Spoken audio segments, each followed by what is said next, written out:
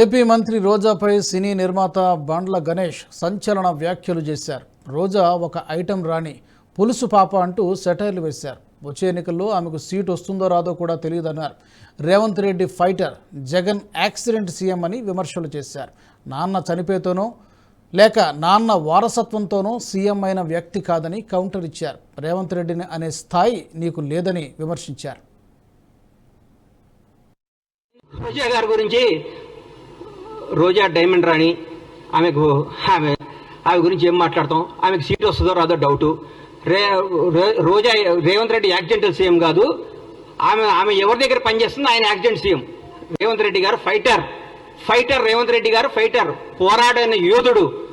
భారతదేశంలో ఇట్లాంటి యోధులు చాలా తక్కువ మంది ఉంటారు. ఈయన యోధుడు. ఈయన పోరాడి కష్టపడి తనేందో నిరూపించుకొని ముఖ్యమంత్రి పదవి తెచ్చుకున్నాడు. యాక్సిడెంటల్ సీఎం అయితే నాన్నగారు చనిపోతేనో, నాన్నగారు వారసత్వం వస్తేనో, ఇంకోటి వస్తేనో, నీలాగా పులుసు వండి పెడితేనే వస్తుంది. నువ్వు పులుసు వండి పెట్టావు కాబట్టి నువ్వు పులుసు పాపవు. నువ్వు వదిలేయి. నువ్వు రేపో మాపో మాజీ అవుతావు.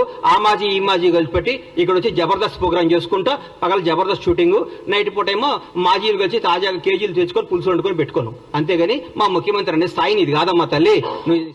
ఈ వీడియో మీకు నచ్చినట్టయితే లైక్ చేయండి, 10 మందికి షేర్ చేయండి. అలాగే కామెంట్ల రూపంలో మీ అభిప్రాయాలను మాతో పంచుకోండి. Nationalist hub group of channels ను సబ్స్క్రైబ్ చేసుకుని తెలుగునాట జాతీయవాద జర్నలిజాన్ని ప్రోత్సహించండి. ఈ వీడియో కింద ఉన్న బెల్ ఐకాన్ పై క్లిక్ చేయడం మర్చిపోవద్దు.